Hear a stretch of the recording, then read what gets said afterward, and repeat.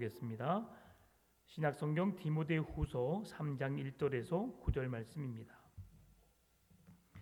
디모데후서 3장 1절에서 9절 말씀을 한 절씩 교독하시면서 말씀을 받겠습니다. 너는 이것을 알라. 말세에 고통하는 때가 이르러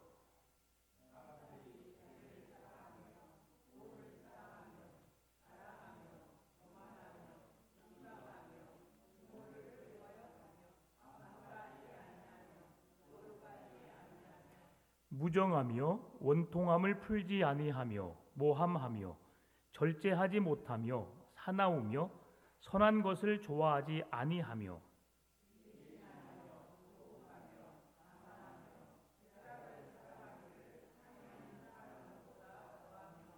경건의 모양은 있으나 경건의 능력은 부인하니 이 같은 자들에게서 내가 돌아서라.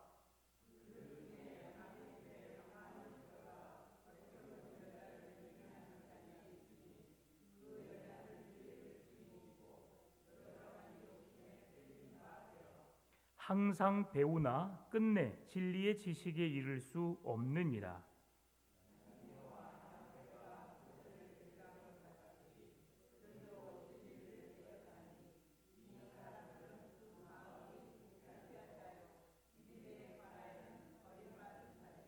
같이 읽습니다. 그러나 그들이 더 나아가지 못할 것은 저 두 사람이 된 것과 같이 그들의 어리석음이 드러날 것임이라. 아멘. 우리는 지난 시간에 바울이 디모데에게 마지막 날에 대한 대비할 것을 우리가 말씀을 살펴보았습니다. 오늘은 이제 그 마지막 날에 우리가 어떻게 할 건가? 마지막 날이 아니라 지난 시간에는 우리가 복음을 위하여 고난을 받을 것에 대한 내용을 말씀을 살펴보았고요. 오늘은 말세에 대해서 마지막 날에 대해서 이야기하고 있습니다. 구약 성경에서 마지막 때에는 무엇을 가리키고 있을까? 구약 성경에서 마지막 날은 구원과 심판이 전제된 그 날, 그것을 역사의 끝이라고 말합니다. 그리고 신약 시대에서의 마지막 날은 예수 그리스도의 부활을 의미합니다.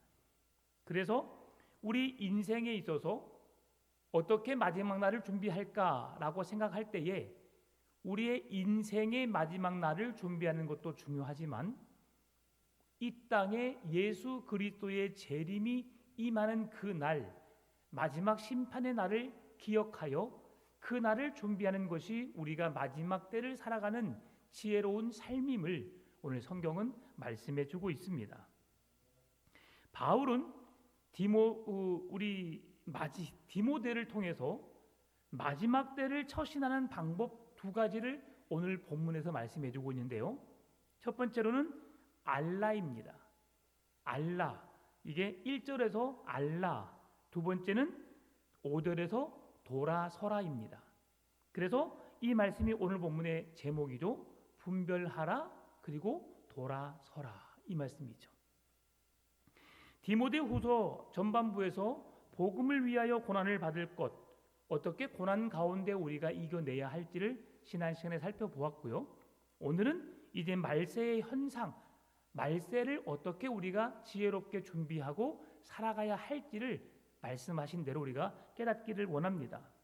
먼저 1절 말씀을 보겠습니다. 너는 이것을 알라. 말세에 고통하는 때가 이르러 라고 말씀하죠. 말세라고 번역하는 말씀을 원문을 직역하면 최후의 날들입니다. 말세는 최후의 날이죠. 이 땅의 끝, 종말의 때를 말씀해 주고 있습니다. 문자 그대로 종말의 뜻. 그래서 말세는 최후의 날, 종말이라는 넓은 의미로 우리가 생각할 수 있는 거지요.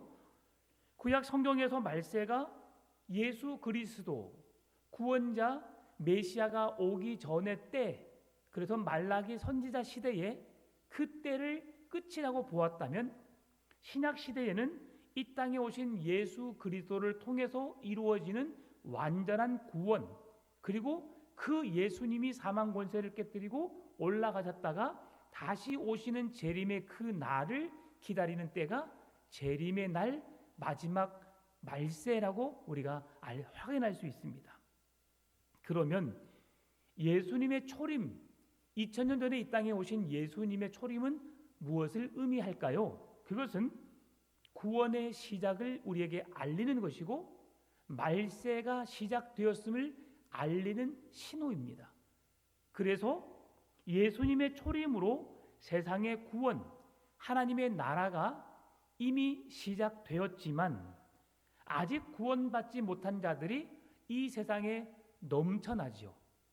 그래서 예수님은 이 땅에 복음을 전하라, 땅끝까지 증인이 되라, 그리고 그 복음이 땅끝까지 증거될 때에 그때서야 끝이 오리라 라고 말씀하셨죠. 그래서 세상의 구원, 하나님의 나라는 아직 완성되지 않았습니다. 그래서 하나님의 나라는 이미와 아직이라는 단어로 우리가 이야기할 수 있습니다. 이미 임한 하나님의 나라, 영어로 already, 이미 임한 하나님의 나라, 이것은 예수 그리스도를 통해 이 땅에 하나님의 나라가 임하였지요. 왜 그렇습니까? 예수님이 있는 곳, 그곳이 곧 하나님의 나라입니다. 그러면 예수님이 이 땅에 우리에게 찾아오셨기 때문에 하나님의 나라가 임한 것이죠. 그런데 완전한 하나님의 나라는 이제 세상과 구별이 되어져야 합니다. 그래서 예수 그리스도가 오신 것으로 끝난 것이 아니라 완전한 구원이 이루어지는 그 날이 이제 하나님의 나라를 이루는 것이죠. 그럼에도 이 나라는 이미 임한 하나님의 나라라고 하는 것을 우리가 기억해야 하고요. 그래서 완성되어질 하나님의 나라, 아직 이루어지지 않지만 완성되어진 그 나라, 그것을 not yet이라고 말합니다. 그래서 아직 이루어지지 않는 나라이지만 그 나라는 곧 완성될 나라다. 그래서 이미와 아직의 나라, 하나님의 나라는 그렇게 기억해 놓으면 좋을 것 같습니다. 예수님께서 이 땅에 오신 이유는 종말을 앞두고 죄인들을 구원하시기 위함입니다. 예수님이 오신 목적은 분명하지요. 죄인들을 찾아 구원하기 위함, 멸망받을 자들을 찾아 구원하시기 위함, 이것이 예수님이 이 땅에 오신 목적입니다. 이 말세에 대한 바울의 견해를 잠깐 살펴보게 되면 오늘 디모데후서 2장 3장 2절 3절 4절 말씀, 신자들이 어떻게 우리가 어려움을 당할 것인가 2절 3절 4절을 말씀해 주고 있어요. 말세지 말에 어떤 일들이 일어나게 되는가. 우리 2절 3절 4절 같이 읽어볼까요? 사람들이 자기를 사랑하며 돈을 사랑하며 자랑하며 교만하며 비방하며 부모를 거역하며 감사하지 아니하며 거룩하지 아니하며 무정하며 원통함을 풀지 아니하며 모함하며 절제하지 못하며 사나우며 선한 것을 좋아하지 아니하며 배신하며 조급하며 자만하며 쾌락을 사랑하기를 하나님 사랑하는 것보다 더하며 라고 되어 있어요. 이렇게 말세에 주어지는 일들을 2절, 3절, 4절 말세 지말의 사람들의 모습이 어떠한지를 우리에게 보여주고 있는데요. 그 말씀이 2절, 3절, 4절이라고 하는 겁니다. 이 2절, 3절, 4절에서 우리에게 18가지를 이야기해 줬어요. 그러면 그 18가지가 어떻게 분리되느냐? 하나는 사랑하지 말아야 할 것들을 사랑하는 것이고, 또 하나는 부정적인 것들을 행하는 것, 이렇게 두 가지로 나눠지고 있어요. 말세지말에 사람들에게 나타나는 그 일들이 무엇이냐? 사랑하지 말아야 할 것들을 사랑하는 것, 또 하나는 부정적인 것들을 행하는 것이죠. 하나님은 사랑해야 할 것을 사랑하고 사랑하지 말아야 할 것을 사랑하지 말라고 말씀하죠. 그리고 우리가 부정한 것들은 어떻게 하라고 했어요? 행하지 말라고 해요. 구약의 율법도 부정한 것을 만지지 말라, 그들과 가까이 하지 말라라고 해요. 그런데 그들은 부정한 것을 행하고 있다는 것이죠. 말세지말에 하나님을 배반하는 자들의 특징임을 우리에게 보여주고 있습니다. 그러면 오늘 전자가 말하고 있는 사랑하지 말아야 할 것들, 사랑하지 말아야 할 것들을 사랑하는 것에는 어떤 것이 있을까? 첫 번째로 자기를 사랑하는 자들이라고 말하고 있어요. 하나님은 오늘 우리에게 주어지는 가장 첫 번째 계명 뭐라고 했죠? 성경을 축약하면 하나님의 대강령 뭐라고 했어요? 구약 성경, 신약 성경을 축약하면 첫 번째 계명이 뭐라고요? 하나님을 사랑하는 것. 또 하나의 계명은 이웃을 내 몸처럼 사랑하는 것이라고 했어요. 예수님은 제자들을 부르실 때에 또 수많은 제자들을 부르실 때에 나를 사랑하는 것이 아니라 나보다 남을 더 낮게 여기고 그들을 더 귀하게 여기며 그 영혼을 구원할 것을 말씀해 주고 있어요. 그래서 예수님은 기도할 때도 고아와 과부들 그리고 어려움에 처한 사람들을 위해서 먼저 기도하고 그리고 나를 위해서 기도하라는 말씀은 성경에 거의 나타나지 않아요. 그건 왜 그럴까요? 하나님이 나를 위해서는 기도하지 말라는 걸까요? 결코 그렇지 않습니다. 우리가 하나님의 말씀에 순종하면 나보다 나를 더 잘 아시는 하나님께서 나에 대한 모든 필요를 채워주신다는 거죠. 여러분, 기도하면 하나님은 들으신 줄 믿습니다. 여러분, 개그맨 오지현 알아요? 그 못생긴 축에 속하는 사람이죠. 근데 그 사람이 신실한 그리스도인입니다. 그리스도인이에요. 그 사람이 하나님께 기도했대요. 하나님, 제 아내는 착하고 예쁘고 믿음이 있고 나를 사랑해 줄 수 있는 사람이면 좋겠습니다 라고 했대요. 그래서 그런 사람 만났어요. 그리고 그 아내가 기도했던 내용을 보면 하나님, 저는 키가 180이 넘어야 하고요. 네, 믿음이 있어야 하고요. 그리고 그 또한 나를 사랑해 주는 사람이면 됩니다라고 했대요. 그러니 얼굴에 대한 어떤 외모에 대한 구체적인 것을 기도하지 않았죠. 네, 그 결과로 둘이 딱 맞아요. 그래서 지금도 아주 사랑하면서 신실한 믿음 안에서 아름다운 가정을 세워가고 있어요. 멋지지 않습니까? 하나님은 기도 한 대로 주십니다. 근데 여러분이 어떻게 기도해야 되냐면 그래서 그냥 대충이 아니에요. 어떻게요? 구체적으로 기도해야 돼요.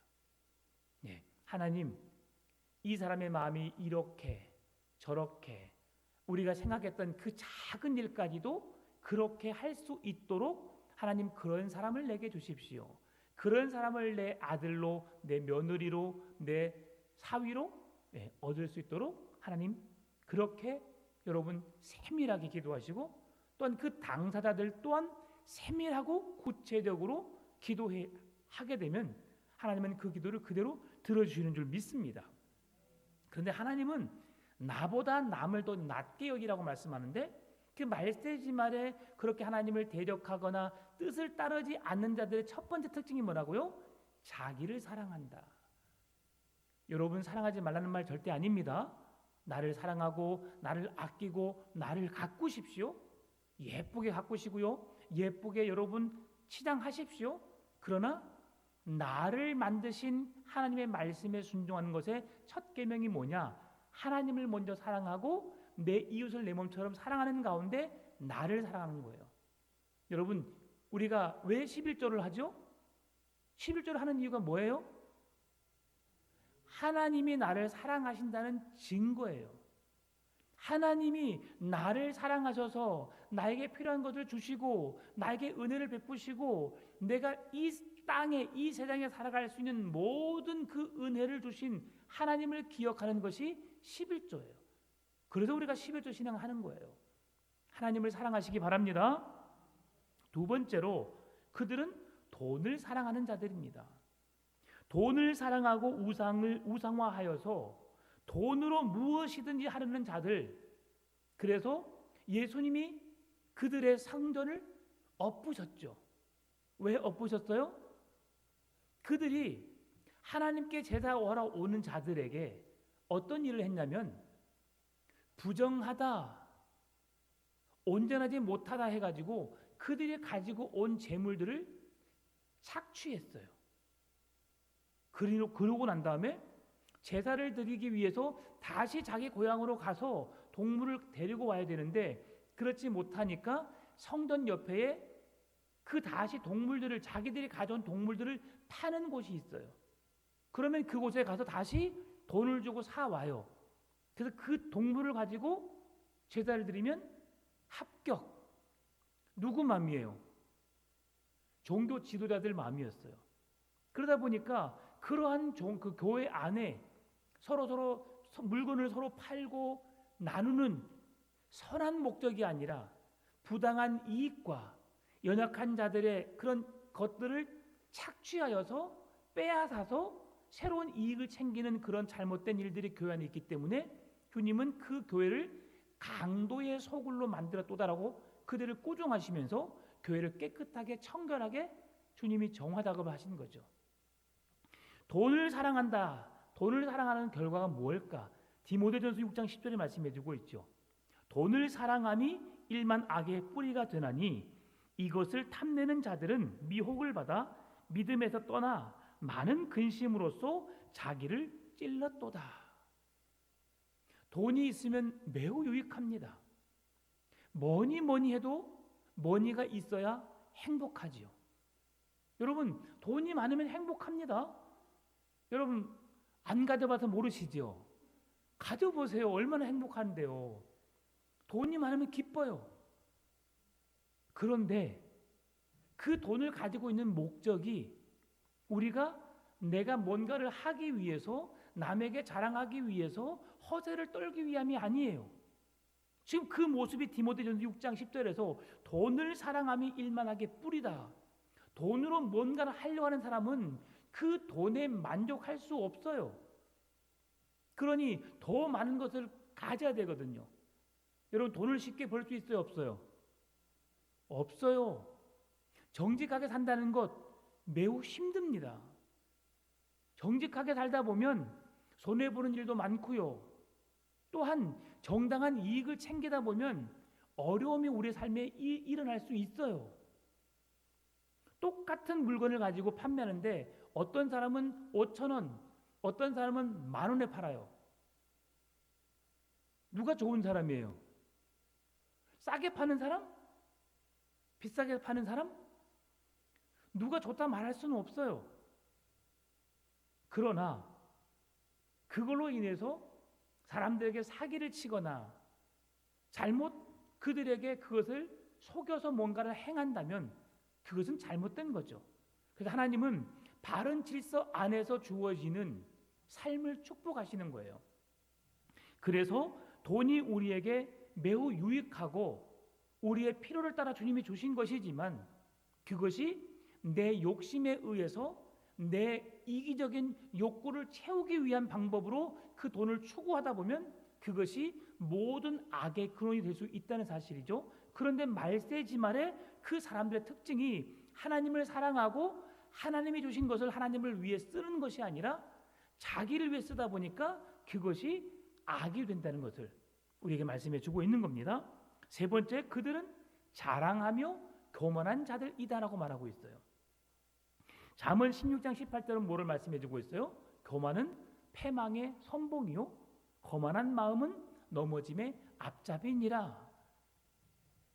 우리가 교만한 자들 많이 봐왔어요. 여러분 주위에서도 교만한 자들, 거만한 자들 여러분 보셨죠? 그들의 결국은 어떠한지를 우리가 다 압니다. 어떤 한 사람이 나 이런 사람이야 라고 자랑하며 다니는 사람을 봤어요. 하나님의 일을 하는 사람이에요. 그런데 크게 쓰임받지 못하더라고요. 그런데 나는 아무것도 할 수 없어요. 부족해요. 하나님이 내게 힘 주세요라고 하시는 분들은 선하게 더 귀하게 쓰임 받더라고요. 나 이런 사람이야 라는 것을 하나님 절대 기뻐하지 않습니다.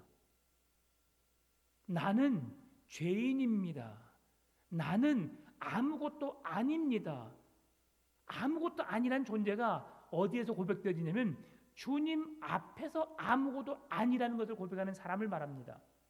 여러분, 세상에서는 유능한 사람이 되어야 합니다. 실력 있는 사람이 되어야 합니다. 그러다 우리가 공부하는 것이고 많이 알아야 합니다. 뭐든지 할 수 있어야 합니다. 그래야지 인정받는 사회예요. 그런데 우리가 주의 말씀 앞에서 우리가 겸손해야 하고 가진 것을 통해서 다른 사람을 무시하거나 짓누르거나 힘으로 압제하거나 그러지 말고 그 힘을 이용해서 그들을 돕고 그들을 사랑하고 그들의 필요를 채워줄 수 있는 사람 되어야 한다는 것을 말씀해주고 있는 거죠. 그래서 자신을 자랑한 것이 아니라 하나님의 은혜입니다. 바울이 고백했던 것처럼 말이죠. 나의 나된 것은 하나님의 은혜라. 하나님이 나를 귀하게 쓰시기도 하시고 천하게 쓰시기도 하시고 높은 자리에 올리기도 하시고 낮추기도 하시고 이 모든 것은 하나님이 주시는 은혜다. 나는 그 삶에 자족하기를 배웠다. 어떤 상황에 처하든지 하나님 감사합니다. 감사를 잃지 않는 여러분 되시기를 바랍니다. 네 번째로 쾌락을 사랑하는 자들이다. 이들에게 주어지는 쾌락은 하나님을 사랑하는 것보다 더 쾌락을 좋아하는 것을 말합니다. 이 쾌락에는 여러 가지 것들이 포함되어 있지요. 술을 좋아하고 향락을 좋아하고 운동을 좋아하고 내가 좋아하는 그 어떤 모든 것을 포함시키는 말이에요. 여러분, 하나님보다 더 사랑하는 것이 있으면 하나님은 분명히 말씀하십니다. 나 여호와는 질투하는 하나님인즉 나 외에 다른 신들을 섬기지 말라. 나 외에 다른 것들을 우선순위에 두지 말라라고 말씀하세요. 왜요? 그러면 기분이 안 좋아요. 부부가 있어요. 옆에 누군가가 지나가요. 자, 여성이 지나가요. 남자가 그 여성에게 호의를 베풀어요. 내 아내가 좋아할까요? 안 좋아할까요? 네. 뻔하죠. 어떤 멋진 남자가 지나가요. 내 아내가 가서 친절을 베풀어요. 남자들이 어떨까요? 이야, 우리 여보는 천사야, 천사. 그런 사람은 정신 나간 사람이에요. 내 아내가 다른 남자에게 눈을 돌린다, 뭔가 친절을 베푼다. 좋은 일이지만 썩 좋아하는 사람이 별로 없어요. 그런데 오늘 그렇게 그러한 일로 인해서 내 아내가 나를 더 사랑한다고 하는 것 우리가 안다면 그 사람이 행하는 일들이 결코 기분 나쁜 일이 아니에요. 제가 성도님들을 대할 때 우리 아내가 질투할까요? 절대 그렇잖아요. 우리 아내가 여성이 아니라서가 아니에요. 제가 어떤 마음으로 어떤 목적으로 하는지를 알기 때문이죠. 우리 아내가 누군가에게 우리 교회 성도 남성들에게 친절을 베풀 때 제가 기분 나빠할까요? 절대 그렇지 않아요. 왜요? 하나님의 일을 주의 이름으로 행하는 것이기 때문에 그게 기분 나쁜 것이 아닌 것이죠. 여러분, 쾌락을 사랑한다고 하는 것은 내가 좋아하는 것, 나를 위해 행하는 모든 것을 말합니다. 그 모든 것을 절제할 수 있기를 바랍니다. 내가 아무리 좋아하는 운동이라도, 내가 아무리 좋아하는 사람이라도, 아무리 좋아하는 어떤 일이라도 하나님보다 더 사랑하면 주님은 질투하시는 하나님이세요. 그러니까 쾌락을 위해서 무슨 짓을 할 수 있는 사람이 아니라 하나님을 위해서 내려놓을 수 있는 사람이 되시기를 바랍니다. 그것이 오늘 주신 말씀이에요. 두 번째로 부정한 것들, 하나님이 미워하시는 것을 행하는 사람, 어떤 사람일까? 첫 번째로 부모를 거역하는 자들이라고 말하고 있어요. 부정한 것, 하나님이 싫어하시는 것을, 미워하시는 것을 행하는 자들이 어떻게 살아가느냐? 부모를 거역한다. 여러분, 부모를 거역하는 자를 향해서 이 세상은 불효자라고 말합니다. 불효자, 부모를 공경하라. 성경은 분명히 부모를 공경하라고 말씀하고 있어요. 십계명에서도 출애굽기 20장 12절 내 부모를 공경하라. 그리하면 내 하나님 여호와가 내게 준 땅에서 내 생명이 길리라. 여러분 장수하고 싶으십니까? 운동한다고 여러분 장수하는 게 아니에요. 운동하다가 갑자기 혈압이 오르거나 어떤 몸에 이상 증상이 나타나서 쓰러지는 경우도 종종 봅니다. 축구 선수들이, 농구 선수들이, 국가대표가 뛰다가 갑자기 멈춰버려요. 그런 경우 보죠. 그 사람들은 평생 운동을 했기 때문에 우리보다 훨씬 건강한 사람이에요. 건강은 내가 챙길 수 있어야 되지만, 내가 내 몸 관리를 해야 되지만, 그런 내 생명줄을 붙잡는 분이 누구세요? 하나님이시거든요. 그러면 여러분 장수하고 싶으시다면 어떻게 하면 되는 거예요? 부모를 공경하면 되는 거예요. 부모를 기쁘시게 하면 되는 거예요. 여러분 부모가 근심 걱정 없이 한다. 얼마나 어려운지 아시죠? 엄청 어려운 거예요, 여러분. 여러분의 부모님도 다 그러실 겁니다. 제가 우리 엄마 아빠한테 뭔 말을 잘 안 해요. 잘못 먹어도 배가 아플 수 있잖아요. 아, 배 아파. 화장실에 갔다 와요. 그리고 한 달 후에 만나면 너 배 아픈 거 괜찮냐? 그래요. 아이고 머리야. 그러면 나중에 야 머리 아픈데 괜찮아? 어디 아픈데? 계속 그래서 어머니는 막 거기에 대한 약을 찾아서 막 저에게 보내주시고 뭐 그 약을 먹으라고 하고 계속 그러세요. 그러니까 엄마 아빠에서는 절대로 아프단 말 안 해요. 그러면 오래 기억되니까요. 여러분 그 마음을 기쁘시게 즐겁게 해야 되기 위해서는 뭐 해야 돼요? 다 좋아, 다 잘해, 다 괜찮아. 그렇게 그 거짓말 하는 게 아니라 실제 그런 삶을 살고 그런 소식을 부모에게 전하는 거예요. 그게 부모에게 공경하는 거죠.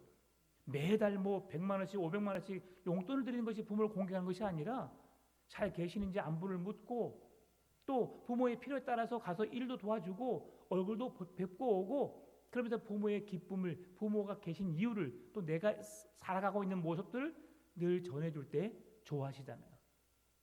여러분 부모가 기뻐하는 건 큰 걸 바라는 게 아니에요. 엄마 이번에 손주 누구가 시험 100점 맞았대. 아이고 그러냐. 그러면 세상에 있는 모든 사람보다 자기 손주가 공부를 제일 잘하는 줄 알아요. 실제 그래 안 그래요? 100점은 다 맞아요. 이 세상에 100점 맞은 사람이 얼마나 많은데. 그런데 그 한 가지만으로 기뻐해요. 그러잖아요. 그렇게 여러분 부모를 기쁘시게 해드릴 수 있기를 바랍니다. 에베소서 6장 1절 3절 보게 되면 자녀들아 주 안에서 너희 부모에게 순종하라. 이것이 옳으니라.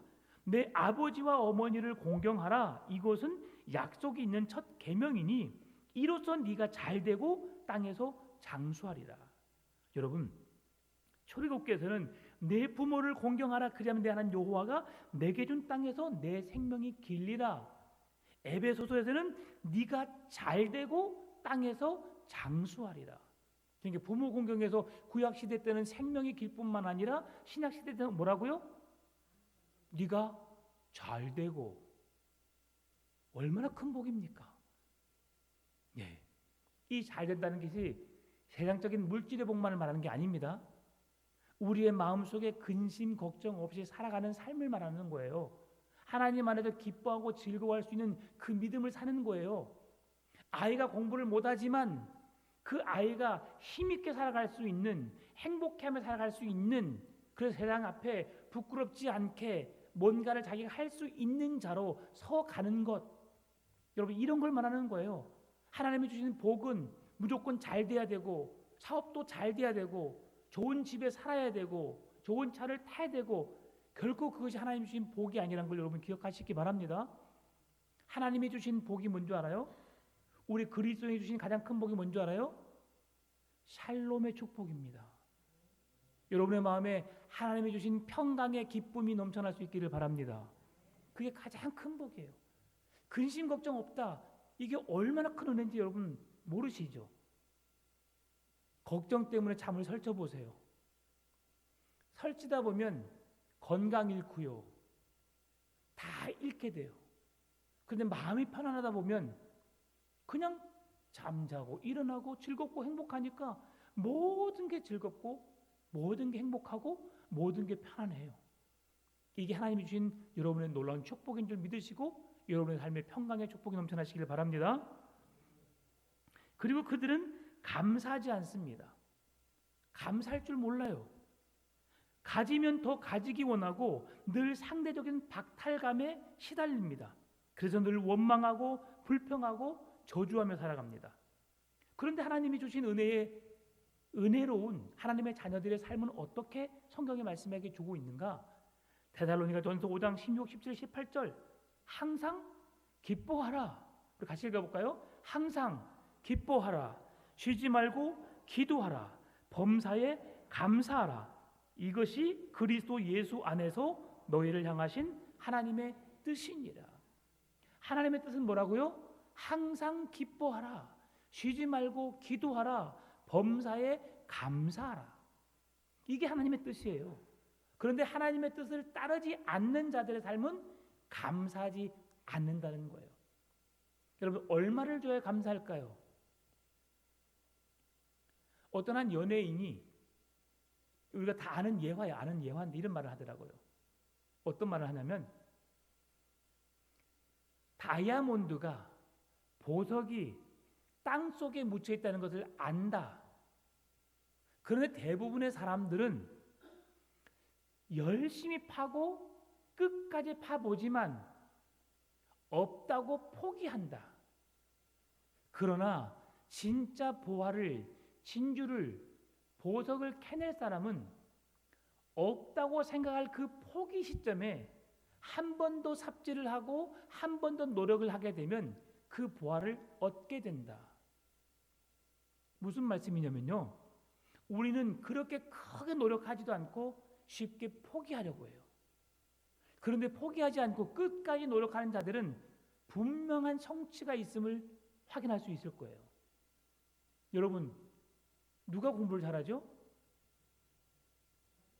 책을 한 번이라도 더 본 사람이 공부를 잘하게 되어 있어요.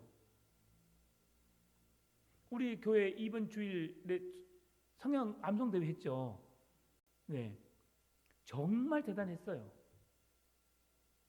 우리 나상수 집사님 완전히 서지만 않았지 완전히 열렬 환호적인 박수를 받았잖아요. 네? 저분은 우리 교회 인간문화재예요. 인간문화재 엄청납니다. 1장, 2장, 3장, 4장 막 술술 쫙 외우니까 우리 성도 다 감동받았잖아요. 누가 1등이고 2등이고 중요한 게 아니에요. 그러면 우리 나강수 집사님이 4장까지 그걸 암송할 때에 하루 만에 외워버렸을까요? 에베소서 1월 1일 날 요람 받고 요람의 그 계획 속에 에베소서 했을 때 아마 그때부터 마음에 있었을 거예요. 그리고 광고하기 전부터 분명히 준비했을 수도 있고 아니면 광고한 이후부터 계속 준비했을 거예요. 날마다. 그러니까 외워지거든요. 제가 속으로 어떤 생각했냐면, 야, 저분들 보고 하나? 그 생각이 들었어요. 그만큼 잘 외웠다는 사실이죠. 대단하십니다. 네, 여러분 감사하시기 바랍니다. 네, 조금 밖으로 나갔지만 세 번째는 그들은 거룩하지 않아요. 더럽고 추악한 것을 좋아하고 음란과 호색을 좋아한다. 마지막 날이 가까우면 더욱 그렇습니다. 저녁에 집에 가면서 보세요.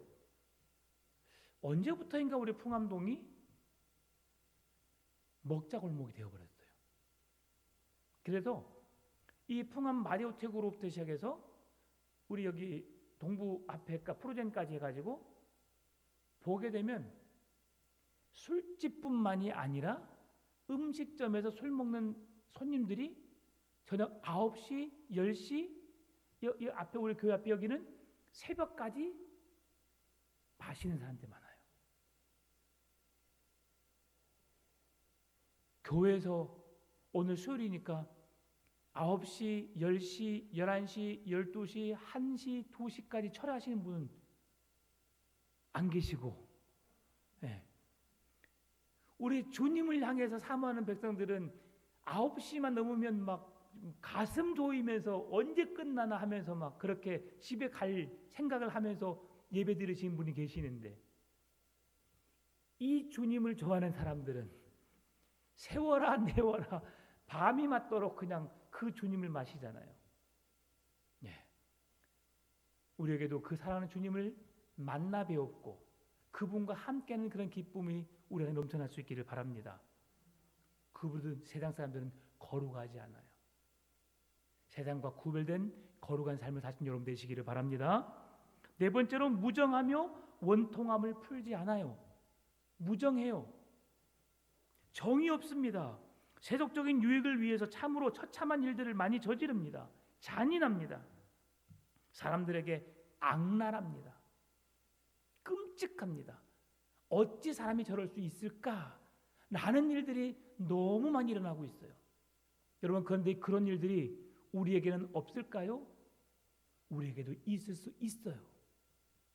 우리도 순간 우리가 깨어있지 못하면, 우리가 바른 믿음 안에 서 있지 않으면 우리도 순간 타락할 수 있고요, 죄를 지을 수 있고요, 엄청 흉악한 일들을 할 수 있어요. 우리가 늘 죄에 노출되어 있다는 사실을 우리가 잊지 않아야 됩니다. 그래서 그 죄로부터 구별된 거룩으로의 가까이 가기 위해서 우리가 늘 몸부림을 치는 거예요. 그래서 오늘도 우리가 하나님 앞에 나와서 예배하는 거잖아요. 그 말씀을 듣고 내가 그 신앙 안에 바르게 서기 위해서요. 자신에게 해를 주거나 상처를 준 것을 절대로 풀지 않습니다. 그리스도인들에게 이 부분이 아주 강해요. 당신만은 용서하지 않겠어. 다 용서해도 당신만은 용서하지 않겠어. 그게 다른 교회, 다른 사람들의 이야기만이 아니에요. 우리 안에도 있을 수 있어요. 누가 있어서 나 그 교회 못 가. 가서 품으면 되잖아요. 용서 먼저 하면 되잖아요. 주님은 하나님의 아들이셨지만 그 높은 보좌에서 그 하늘 영광 버리시고 이 땅에 가장 낮은 모습으로 그것도 종의 형태를 취하시고, 우리가 주일에 말씀 봤던 것처럼 그렇게 초라한 나귀를 타시고 예루살렘에 입성하시잖아요. 왜요? 우리를 사랑하셔서 우리를 구원하시기 위해서. 그래서 예수님은 우리에게 어떻게 용서라고 해요? 70번씩 7번이라도 용서하라. 여러분, 용납하시기 바랍니다. 이해하시기 바랍니다. 누구든지 품을 수 있는 그리스도의 마음, 그리스도의 사랑 가질 수 있기를 바랍니다. 또 보면 화가 날 수 있어요. 계속 하다 보면 용서가 돼요. 용서가 되더라니까요. 내가 하려면 안 돼요. 하나님께 맡겨야 돼요. 하나님이 그 평안의 마음을 여러분에게 분명히 주십니다. 여러분, 아직도 용서되지 않는 분 계신가요? 저 찾아오세요. 제가 화해시켜 드릴게요. 용서되게 하나님이 마음 다스려 주실 줄 믿습니다. 다섯 번째는 참소하며 절제하지 못하며 살아갑니다. 상대를 존경하지 않고 서로의 악마가 된다는 뜻입니다. 이 말씀은. 그래서 남을 헐뜯고 비난합니다. 마음대로 말하고 마음대로 행동해도 된다고 생각합니다. 자기 세상이에요. 누가 그렇게 해요? 돈 있는 사람, 힘 있는 사람이 그렇게 하죠. 이들은 고자질하기를 좋아하고요, 남이 망하는 것을 좋아하고요, 수단 방법을 가리지 않고 무너뜨리려고 합니다. 절제하지 않습니다. 절제하지 않는 것, 음식, 성욕, 쾌락, 그 모든 것을 자기들 힘으로 능력으로 살려고 해요. 자기 멋대로 살아가려고 해서 권력과 명예욕을 절제하지 못합니다. 바로 바벨론, 바벨탑. 하나님이 어디 계시나 보기 위해서 교만했던 그 백성들이 하나님을 향해 나아가는 그 교만한 마음으로 바벨탑을 쌓았던 것처럼 그들은 세상의 수많은 권력으로 인해서 탑을 쌓아갑니다. 그래서 절제하지 못하고 그들은 참소하며 절제하지 못한다고 성경은 말씀해 주고 있어요. 그래서 그들의 말은 말씨가 사납고 행동도 사납고 투쟁적이고 전투적이어서 그들을 통해 상처받는 사람이 많습니다. 여러분, 실족되지 않도록, 나의 말과 행동을 통해서 한 영혼이 실족되지 않도록 주님의 마음과 주님 말과 주님의 행동으로 행하시는 여러분 되시기를 바랍니다. 여섯 번째, 선한 것을 좋아하지 않습니다.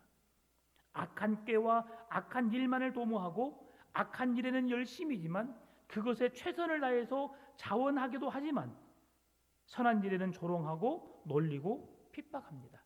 악한 것만 좋아하죠. 일곱 번째는 조급합니다. 기다리지 못합니다. 참지 못합니다. 모든 것을 빨리빨리 하다 보니까 실수가 많고 관계가 어렵게 되는 것이죠.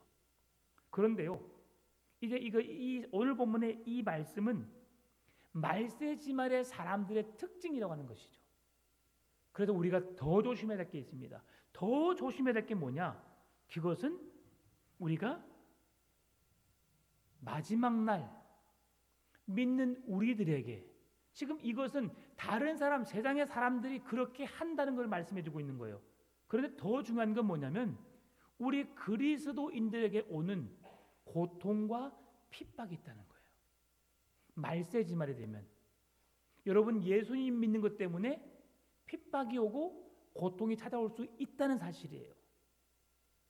그 말씀이 마태복음 24장 9절에서 13절에서 말씀해 줍니다. 그때의 사람들이 너희를 환난에 넘겨 주겠으며 너희를 죽이리니 너희가 내 이름 때문에 모든 민족에게 미움을 받으리라. 그때 많은 사람이 실족하게 되어 서로 잡아주고 서로 미워하겠으며 거짓 선지자가 많이 일어나 많은 사람을 미혹하겠으며 불법이 성함으로 많은 사람의 사랑이 식어지리라. 그러나 끝까지 견디는 자는 구원을 얻으리라. 여러분, 마지막 날이 가면 갈수록 이단들은 더 판을 칠 겁니다. 오늘날 한국 교회 전도하는 교회가 많지 않습니다. 우리 교회도 그래서 전도하기 위해서 최길준 장로님이 전도지를 만들어달라고 저에게 말씀을 했어요. 지금 이제 아직 진행을 못하고 있지만 곧 전도지 만들어서 또 전도를 할 계획입니다. 교회는 이제 전도 안 돼라고 말하죠. 그래서 우리 교회는 전도의 방향성을 좀 바꿨어요. 어떻게 바꾸는 거예요? 우리 교회가 지금 전도를 안 하는 게 아닙니다. 지금 저희 교회가 추구하는, 제가 지금 지향하고 있는 교회 방법은 관계 전도입니다. 여러분, 지금은 잘 어떻게 셀 모임을 하는지 잘 모르잖아요. 여러분, 지금 우리가 셀 모임 하고 있는 것이 뭐냐면 소그룹 작은 교회거든요. 이 교회는 누구든지 초대할 수 있는 공간입니다. 그래서 우리가 세상의 문화 속에서도 식사 모임, 어떤 취미 모임이 있는 것처럼 그런 모임 속에 그 가까운 사람들을 초대해서 그 사람들과 함께 교제하게 만드는 전도의 장이에요. 지금 우리는 교회에서 그것을 하고 있기 때문에 새신자를 초대한다는 것이 썩 쉽지 않아요. 그래서 이것이 가정에서 이루어져야 되고 아니면 세상 속에서 이루어져야 되는 것이에요. 이제 이번에 가정교회 세미나를 갔다 오게 되면 가을에 기회가 될지 모르겠어요. 이제 그 목사님을 모시고 와서 우리 교회 주일 낮에 아니면 토요일 날 주일 날 해가지고 그 왜 우리 교회가 그렇게 세워져야 할지에 대한 세미나를 한번 열 거예요. 그러면 우리가 어떻게 전도하냐면 세상에 나가서 전도하는 것도 중요하지만 삶으로 내가 정말 정직하게, 성실하게, 진실되게, 거짓하지 않고 어떻게든 최선을 다해서 내가 정직하게 살아가려고 몸부림치는 그 모습을 보면서 그 사람들이 나를 보고 반하도록, 그러니 내가 말한 것은 그 사람들이 언제든지 따를 수 있을 정도의 내가 삶을 사는 것이 중요한 거예요. 그렇게 삶을 살면 그 사람들은 나를 신임하게 되고 나를 믿게 되고 나와 함께하고 싶은 마음을 갖게 되거든요. 이걸 누가 잘하는지 알아요? 잘하는지 아세요? 이단들의 수법이에요. 교회가 해야 되는데 이단들이 그렇게 해요. 이단들이 접근하면서 자기들이 접근하는 방법 중에 하나가 리스트를 정하는 거예요. 내가 언제부터 알았던 그 사람 누구 언제 내가 그 사람 만나야겠다. 우연을 가장한 만남으로 너 엄청 보고 싶었어. 옛날에 그렇게 살더니 잘 지내? 어떻게 지내? 그렇구나. 너 뭐가 이렇게 힘들어? 나 그렇게 아는 사람이 있는데. 정보를 딱 가지고 와서 자기들에게 그 윗사람에게 보고를 해요. 그러면 그 윗사람이 그 전문가들을 붙여가지고 다음에 그 우연을 가장한 만남을 또다시 이루어지게 해요. 다시 만나고 너 그때 어렵다고 했지. 갑자기 저 옆에 있는 사람이 생긴 거예요. 여기서 만나군요. 미리 데리고 와서 앉혀놓고 있다가 야 있잖아. 너 그때 그거 말했지. 이 사람이 그 전문가야. 한번 이야기 들어볼래? 괜찮아. 아니 한번 들어봐봐. 아니면 자기가 먼저 듣는 것처럼 자기 마음을 열어서 뭔가를 물어보는 것처럼 해가지고 그 사람에게 호감을 갖게 해요. 그러면서 관심을 끌고 그래 하다 보면 이야기를 하게 되고 친해져요. 그리고 끝난 줄 알아요? 또 다른 사람을 또 붙여요. 여러분 교회에 7명만 내가 제대로 아는 사람이 있으면 그 사람이 교회를 떠나지 않아요. 왜 그런 줄 알아요? 친숙하니까요. 교회가 편안하니까요. 교회가 사랑스러우니까요. 혹시 나는 아직 7명 안 친한데 여러분 더 친해진 사람 만드세요. 그럼 이 교회는 여러분의 교회가 되는 거예요. 이건 진짜입니다. 진짜. 그렇게 요즘에 전도를 많이 바꿔요. 전도지 주면 어떻게 하는지 아시죠? 여러분 다른 교회에서 전도지 여러분에게 나눠줘요. 여러분 어떻게 하십니까? 와 귀한 전도지 받으면서 감동을 받죠.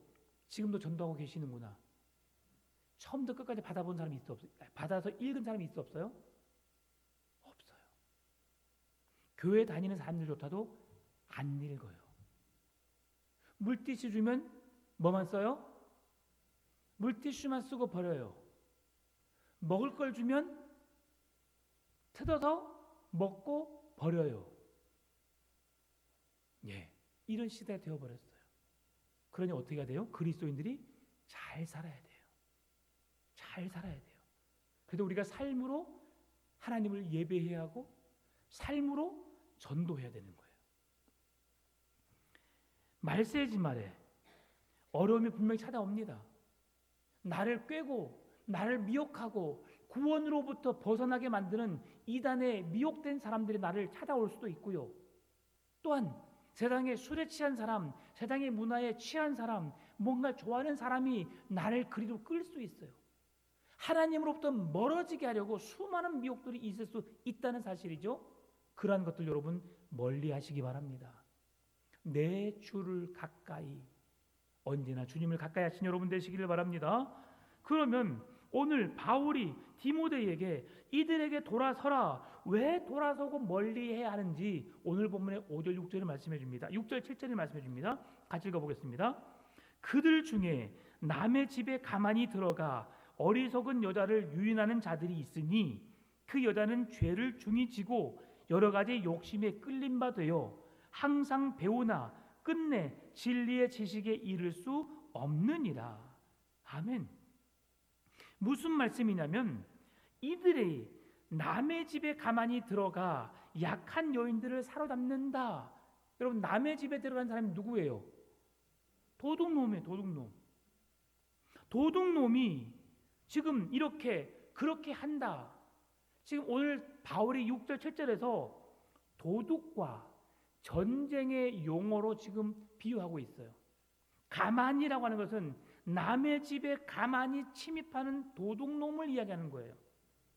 그리고 그들의 교만함과 위선의 모습을 이야기하고 있고요. 사로잡는 것, 이것은 전쟁 중에 상대편을 포로로 잡는 것. 도둑이 들어오면 여러분 이겨낼 방법이 있어 없어요? 없어요. 도둑이 오면 여러분 물건 뺏겨 안 뺏겨요? 뺏겨요. 왜요?